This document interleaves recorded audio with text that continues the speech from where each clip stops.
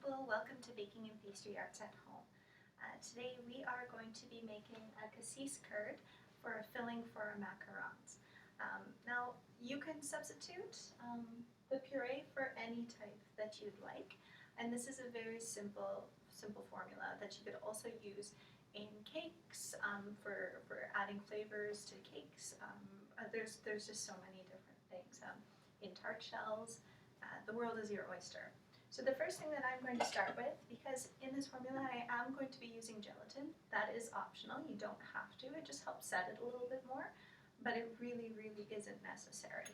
I'm doing, basically it's a 200 gram recipe and I'm adding 1% gelatin. So importantly, I'm going to bloom my gelatin in here. Now I know that if I have 2 grams gelatin, it likes 5 times its weight of water. So I'm just going to scale up some water into it so I bloom it. Really importantly, the gelatin is cold, or the water is cold.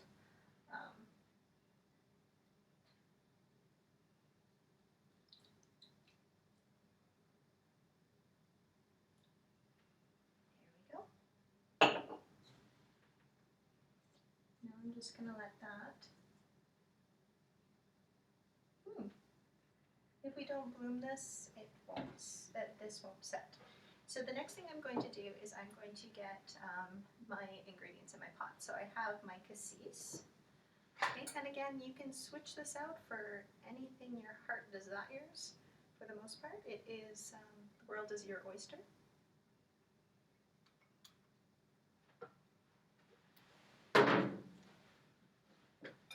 That was my puree. Then in my pot, I've got all of my sugar in here, but I'm going to reserve a little bit and just put it in the bowl here. All of my sugar goes in for the most part, except for a small amount.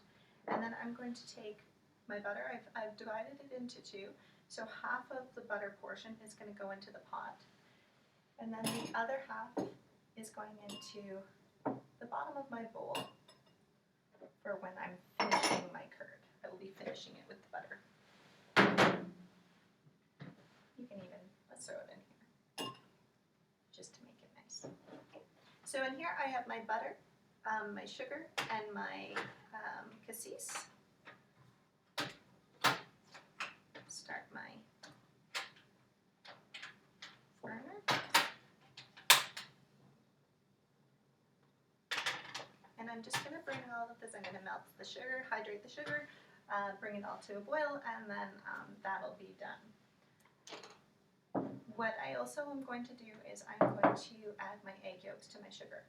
Now if you leave your egg yolks with your sugar for a long period of time, it'll actually cure your egg yolks. So you'll go to whisk it or to mix it if it's been sitting there long enough, and it'll be a sort of solid state. So you mostly want to keep your egg yolks and your sugar apart from each other up until the point that you are ready to use it.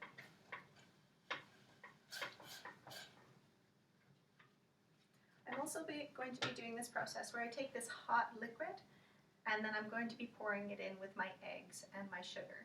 Now, I need 2 hands to do this, and sometimes when I whisk, my bowl will start spinning and then I can't stop it and it just doesn't really work that well. So I just go and find myself, I just have a bowl from the kitchen and an old cloth that I kind of put over top of it, and I make a little nest, and now it's not going to move anywhere. I'm just getting this to go to a boil. I'm going to take my egg yolks, I'm just going to add them in here to my sugar.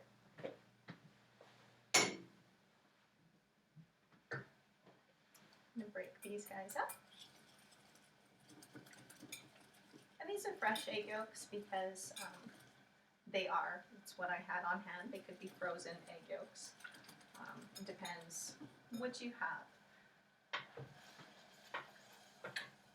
I just finished making macarons, so that's a good thing. I have a whole bunch of egg yolks. I separated the egg whites, used them in the macarons, and now I'm going to use the egg yolks in my filling.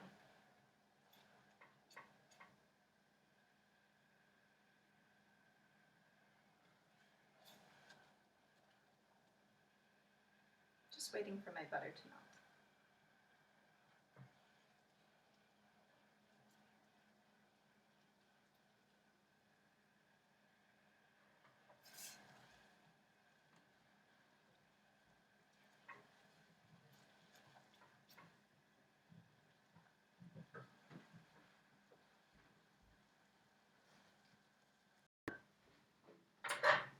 Okay, so my butter has melted.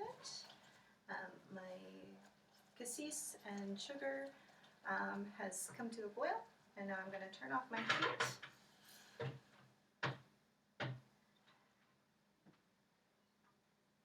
I have here my egg yolks and my sugar, and now I'm going to temper this in. So I'm going to slowly pour it in while I'm whisking.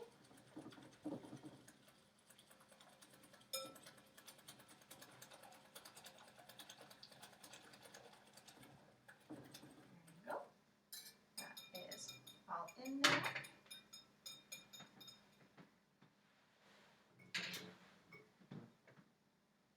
And then I'm going to take this mixture and I'm going to add it actually back into my pot. And I'm going to return it and cook it so I have the chance to coagulate my egg yolks, because that's where I'm really going to be getting the texture from, so it'll set.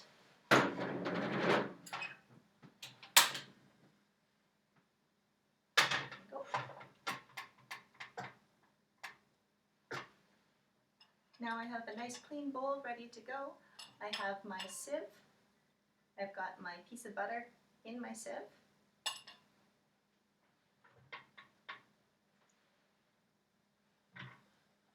And some people prefer to do this part with a whisk. I prefer to do it with a spatula. Whatever works for you. There's many ways to get to the end goal, so I can show you what I do, but other people do it differently. And that's okay too.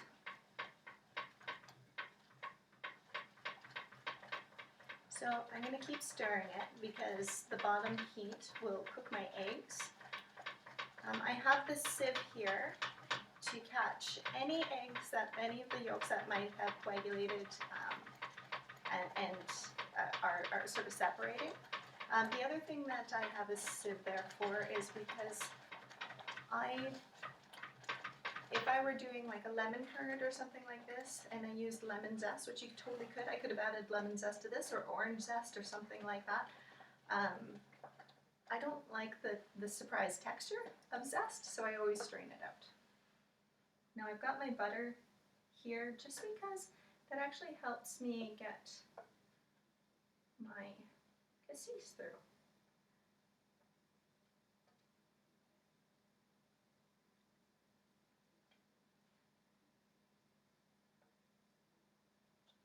And again, if you didn't want to add gelatin to this, you wouldn't have to. Okay, it's a really good recipe that holds up on its own.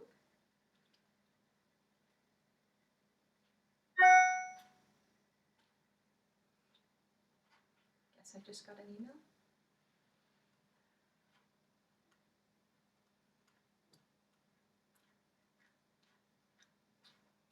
Okay. It looks very nice and smooth. My butter is helping move this through my sieve. Sometimes if it separates a little bit, you can just take a hand blender and zip that through.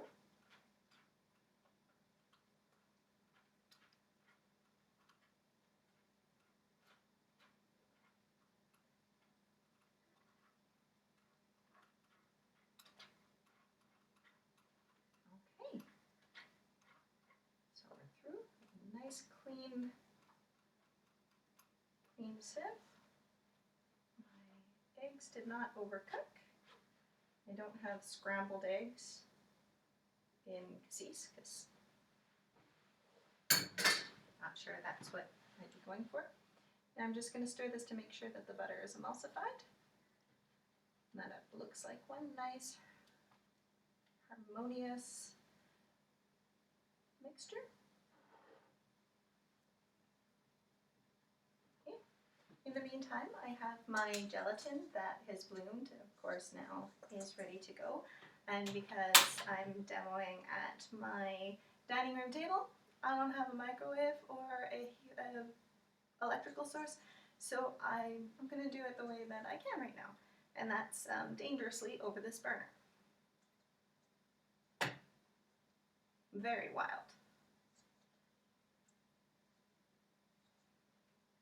So I'm just continuously moving it around because I don't want to heat it too much, otherwise it'll lose its gelling capacities. Just got a little gentle heat there, and just like that, I'm ready to go. I'm going to pour that in. That's my spatula here.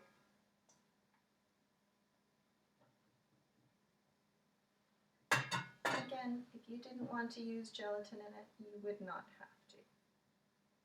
The nice thing about this formula that has so much butter in it, and it has so much, and the gelatin too, if you choose to add it, is that it can be whipped. So gelatin can be whipped, and that's a really nice part of this.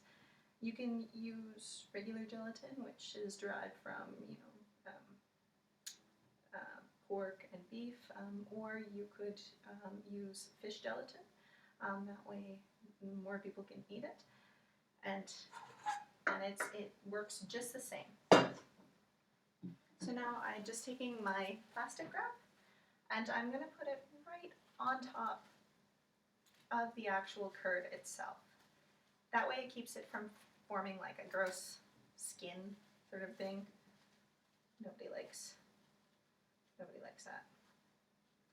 Right now. And now this is going to go into the cooler. Or my fridge, because I don't have a cooler. Okay.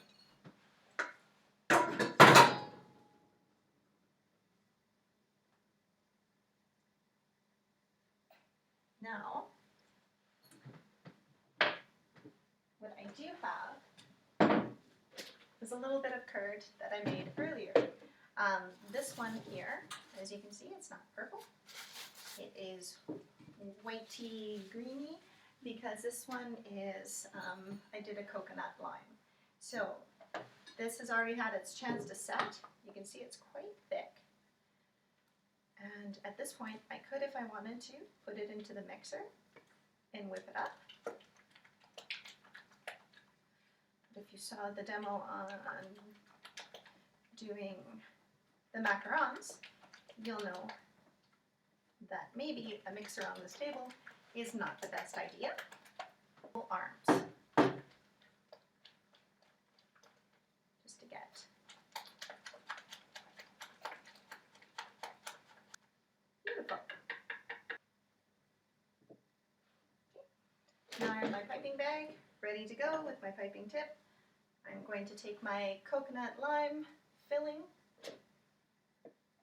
I'm going to drop it into my bag. Make sure I've scraped every last bit out because this stuff tastes like I'm on vacation.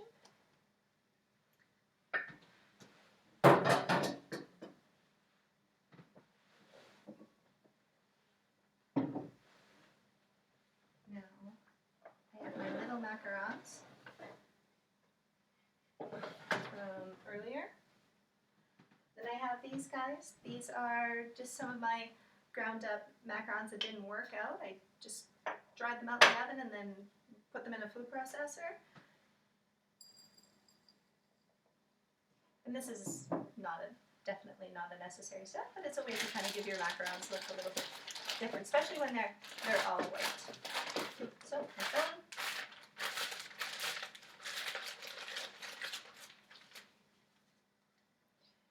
I'm just going to make sure that my little guys fit. They do. Right into the center. Little dollop. Didn't check to see if this matches.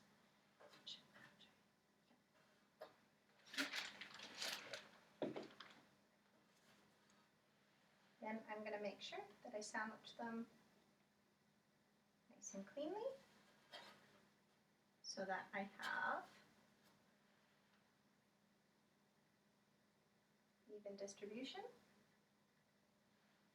And then, if you so chose, and again, you don't have to do this,